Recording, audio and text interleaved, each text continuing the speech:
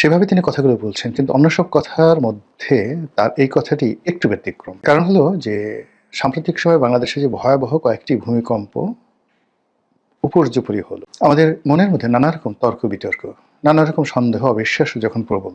কেন এই ভূমিকম্প? এটা কি আমাদের পাপের ফলে হলো?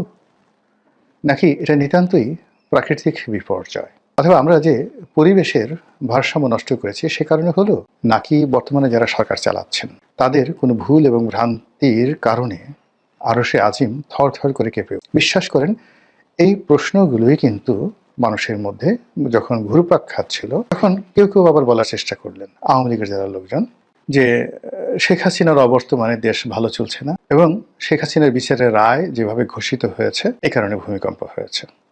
এই কথা কিন্তু আলোচনা হচ্ছিল এবং সামাজিক মাধ্যম খুলে দেখেন যে আমি যে প্রসঙ্গগুলো বললাম ঠিক সেই প্রসঙ্গগুলো ঠিক এইভাবেই হুবহু আলোচনা চলছিল ভূমিকম্পের পর। ঠিক এটাকে এনক্যাশ করে স্বয়ং শেখ হাসিনা যখন তিনি নিজের মুখে বললেন, আল্লাহ ভালো জানেন, আমাকে যেদিন ফাঁসি দিল সেদিনই এই ভূমিকম্প হলো, হয়তো এজন্য হয়েছে।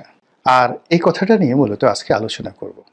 শেখ হাসিনার জন্য ভূমিকম্প হলো কি হলো না, কিংবা ধরুন অন্য কি প্রাকৃতিক কারণে ভূমিকম্প হলো কি হলো না, এই বিষয়গুলো নিয়ে বলার আগে মূলত রাজনীতির সঙ্গে প্রকৃতির কি সম্পর্ক, এবং কখনো কখনো এমন সব ঘটনা ঘটে যে ঘটনার কোনো কার্যকরণ খুঁজে পাবেন না, যার মধ্যে আল্লাহর ইচ্ছা, আল্লাহর অনিচ্ছা, আল্লাহর ক্রোধ, আল্লাহর রাগ, এই জিনিসগুলো ফুটে ওঠে।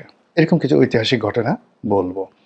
আর সেই ঘটনাগুলো শোনার পরে আপনারা নিজেরাই সিদ্ধান্ত নিতে পারবেন যে এই বর্তমান জমানাতে যে প্রাকৃতিক বিপর্যয়গুলো হচ্ছে বা গত 14 মাসে যে প্রাকৃতিক বিপর্যয়গুলো হচ্ছে তার জন্য আমি কতটা দায়ী, দামি কতটা দায়ী, উনি কতটা দায়ী, তিনি কতটা দায়ী। আমি এখন বলা শুরু করি। প্রথম প্রাকৃতিক বিপর্যয়, আজকের যে ডেড সি দেখেন, মানে আমাদের যে ভূপৃষ্ঠ রয়েছে সেই ভূপৃষ্ঠের সবচাইতে নিচু এলাকা এই ডেড সি।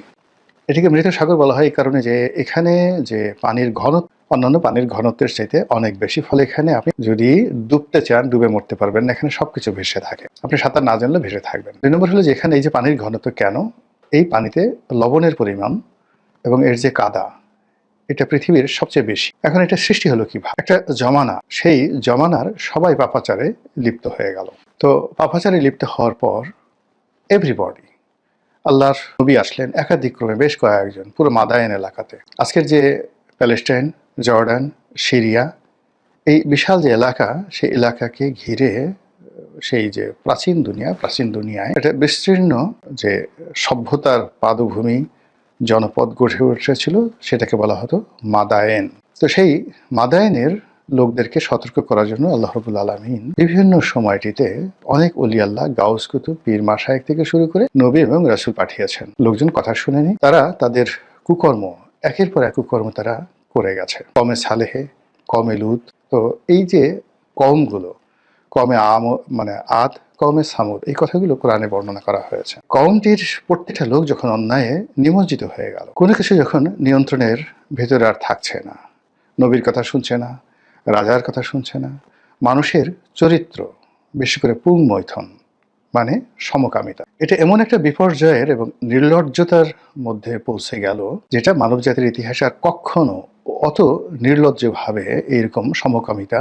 আল্লাহ সিদ্ধান্ত নিলেন এই জমিটাকে তিনি জিব্রাইলকে পাঠালেন। জিব্রাইল তার পাখা দিয়ে সেই জমিনটাকে একটা বাড়ি দিয়ে পুরো জমিনটাকে উল্টে দিলেন। মানুষজন, ঘর বাড়ি, পাহাড় পর্বত যা কিছু ছিল ওই ডেড সির পুরো এলাকাটা উল্টে গেল, দেবে গেল, সব কিছু নিচে পড়ে গেল, আর সেখানে একটা হ্রদ বা সাগর তৈরি হয়ে গেল এই মানুষের চরিত্রের কারণে। পৃথিবীতে যখন কোনো মহামানব আসে, আল বিদায় এবং আল নেহায়া গ্রন্থে আপনি এটি দেখতে পাবেন। মুহাম্মদ রাসূলুল্লাহ সাল্লাল্লাহু আলাইহি ওয়াসাল্লাম যেদিন জন্মগ্রহণ করলেন, ইবনে কাসিরের বর্ণনা মতে একটা ভূমিকম্প হলো এবং সেই ভূমিকম্পে ওই মুহূর্তে পৃথিবীর সবচেয়ে সুপার পাওয়ার ছিল Roman dynasty and Persian dynasty. Persian ডাইনেস্টির যে সুপার পাওয়ার, সেই সুপার পাওয়ার তখন সেটার সম্রাটের নাম ছিলেন নওশের ওয়া। তার যে প্রাসাদ, সে প্রাসাদের গম্বুজ ভেঙে গেল এবং মক্কা থেকে যারা ওই রাতে একটা অদ্ভুত আকাশে আলো দেখে, সিরিয়ার রাজধানী দামেস্ক থেকে একেবারে পারস্য পর্যন্ত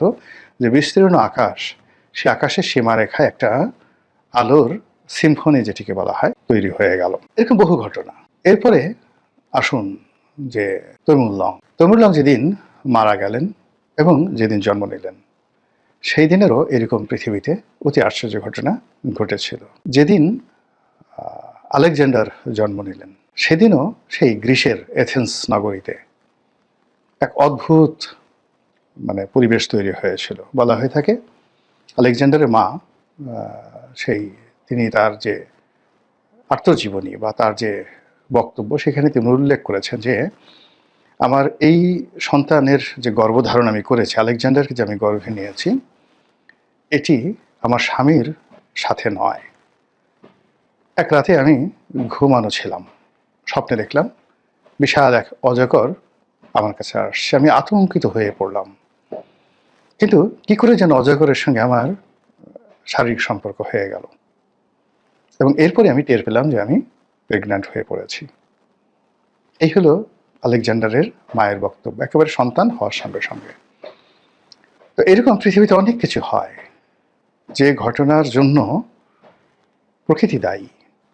প্রকৃতি এই ঘটনাগুলো ঘটিয়ে থাকেন, কখনো ভূমিকম্প, কখনো জলোচ্ছ্বাস, কখনো সুনামি, কখনো আরও অনেক কিছু।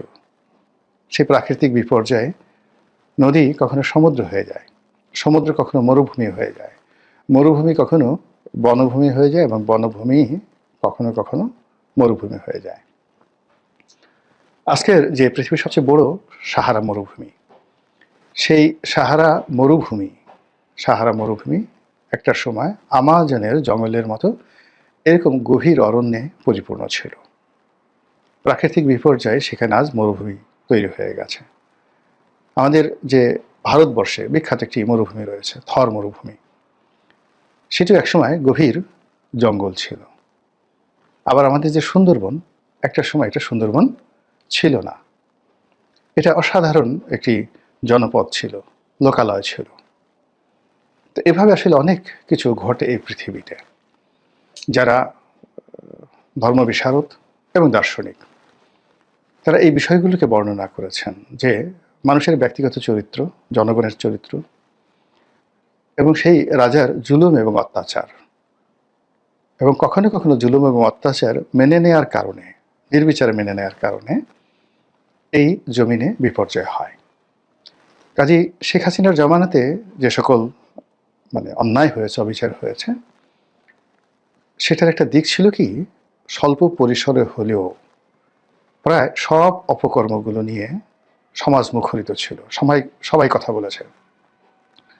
আপনি চিন্তা করুন, 2009 সন থেকে একেবারে 25 সন পর্যন্ত দেখুন তো, এখন আমরা যে বিষয়গুলো নিয়ে আলোচনা করছি, আওয়ামী লীগের বিরুদ্ধে, শেখ হাসিনার বিরুদ্ধে, তার একটা বিষয়ে ওনার শাসন আমলে গোপন ছিল কিনা? ছিল না। আমরা সবাই আলোচনা করেছি, সমালোচনা করেছি, প্রতিবাদ করেছি। এই প্রতিবাদ করতে গিয়ে অনেকে জেলে গেছেন, স্বাভাবিক নিয়মে। সব জায়গাতেই প্রতিবাদকারী তো জেলেই যাবে, তাদের এত রাজপ্রাসাদে যাবে না। অনেককে দুনিয়া থেকে সরিয়ে দেওয়া হয়েছে, গুম হয়েছে, আয়নাগর হয়েছে, কিন্তু প্রতিবাদটা চালু ছিল। এবং it's a beauty of democracy. কিন্তু দেখা গেল যে একটা মুনাফিকের সরকার যখন এসে যায়, খুব হাসাহাসি, জাস্ট অনেকটা হীরক রাজার দেশের মতো গান গাবেন, কথা বলবেন, কিন্তু গান গাওয়ার পরই আপনার কল্লা ফেলে দেওয়া হবে, আপনার বাক স্বাধীনতার কথা বলা হবে, এবং আপনি উগান্ডার ইদি আমিনের মতো বলবেন যে স্বাধীনতার কথা বলার যে কোনো স্বাধীনতা আছে, দ্যাট আই গ্যারান্টি। কিন্তু স্বাধীনভাবে আপনি কথা বলার পর আপনার স্বাধীনতাটুকু থাকবে কিনা, এটা আমি গ্যারান্টি দিতে পারবো না। কি অসাধারণ বিবিসিতে সেই বক্তব্য, অসাধারণ সেই বক্তব্য। তো এখন সেই রকম যখন কোনো একটা জনপদে এরকম একটা মুনাফিকির সরকার চলতে থাকে, যারা মানুষকে স্বপ্ন দেখায়, বিভ্রান্ত করে এবং মানুষদেরকে মুক্তির কথা বলে ডেকে আনে, ঘর থেকে এনে তারপর তাদেরকে বন্দি করে এবং হত্যা করে। আমরা যে আনলাকি 13 বলি, সেই আনলাকি 13-এর দিনে, আনলাকি 13 না, আমরা যেটা যে এপ্রিল ফুল বলি, সেই এপ্রিল ফুলটি মূলত ঘটেছিল স্পেনে। সেখানে 800 বছরের মুসলমান শাসক এবং তাদের সমস্ত সম্প্রদায় যখন রাজা ফার্ডিনান্ড এবং রানী ইসাবেলা এদের কাছে পরাজিত হতে থাকলো, এবং সর্বশেষ যে নগরটি, অনেকগুলো নগর ছিল, কর্ডোভা, সেভিল, এরকম একটা নগরী, একেবারে সর্বশেষ নগরী, সেখানে যারা যোদ্ধা তারা পালিয়েছিলেন।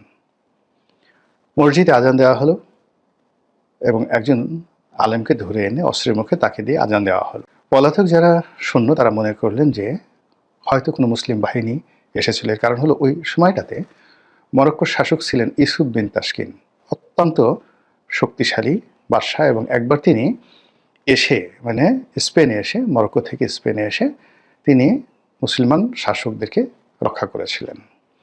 তো ওই সময়টাতে সবাই মনে করেছিল হয়তো সেই ইউসুফ বিন তাসকিন আবার এসেছে বা নতুন কোনো বাহিনী আরব থেকে এসেছে। ফলে সবাই যখন বের হয়ে এলো আর অমনি খ্রিস্টান বাহিনী তাদেরকে ধরল এবং সবাইকে নির্বিচারে বেকুব বানিয়ে হত্যা করল। এই হলো আধুনিক স্পেনে মুসলিম শাসক থেকে খ্রিস্টান রাজাদের যে শাসন সেটাতে রূপান্তরিত হওয়ার প্রাথমিক ইতিহাস। ভারতবর্ষে যদি আপনি আসেন, অসংখ্য ঘটনা আপনি দেখবেন। দিল্লিতে পরপর 2 বার মারাত্মক ভূমিকম্প হয়েছে এবং এই দুটো ভূমিকম্পে কুতুব মিনার ধ্বংস হয়ে গেছে। একবার হলো এবং সেটা পুনর্নির্মাণ করলেন কুতুবউদ্দিন আইবেক, না, ইলতুৎমিশ। এর কারণ হলো এটা তৈরি করেছিলেন কুতুবউদ্দিন আইবেক তার যে পীর কুতুবউদ্দিন বখতিয়ার কাকির সম্মানে। তো সেটা একটা ভূমিকম্প হলো এবং এটার সঙ্গেও রাজনীতি জড়িত। এরপরে দ্বিতীয় দফা আবার ভূমিকম্প হলো সুলতান মোহাম্মদ বিন তুগলকের জামানাতে এবং তিনি সেটা আবার পুনর্নির্মাণ করলেন। আবার তৃতীয়বার ব্রিটিশ জামানাতে এটা আবার ভূমিকম্প হয়ে উপরের যে অংশটি সেটা ভেঙে গেল, আবার সেটি ইংরেজরা পুনর্নির্মাণ করলো। এই যে কুতুব মিনারকে কেন্দ্র করে 3টি যে ভূমিকম্প, এই 3টি ভূমিকম্পের সঙ্গে আপনি ডেট তারিখ অনুযায়ী ভিডিও বড় হয়ে যাবে, এই জন্য আমি বললাম না, কিন্তু সেই দিন যেদিন ভূমিকম্প হয়েছিল সেই দিনের রাজনৈতিক ঘটনা, প্রেক্ষাপট এবং পরিস্থিতি, যেটি ওই ভূমিকম্পটা অনিবার্য ছিল। বাংলাদেশে যে ভূমিকম্পগুলো হয়েছে এবং আগামীতে যে ভূমিকম্পর ঝুঁকি সমূহ রয়েছে তার সঙ্গে আমাদের চেহারা, চরিত্র, আচার আচরণ, চিন্তা চেতনা, কর্ম, আমাদের শাসকদের চিন্তা চেতনা, কর্ম, আমাদের অন্যান্য যারা এই সমাজকে স্ট্যাবল রাখেন তাদের চিন্তা এবং চেতনা কতটা দায়ী, এটা আপনারা ভাবুন, অথবা আপনারা নিজেরাই ভাবুন যে এটা নেহায়েত একেবারে প্রাকৃতিক কর্মে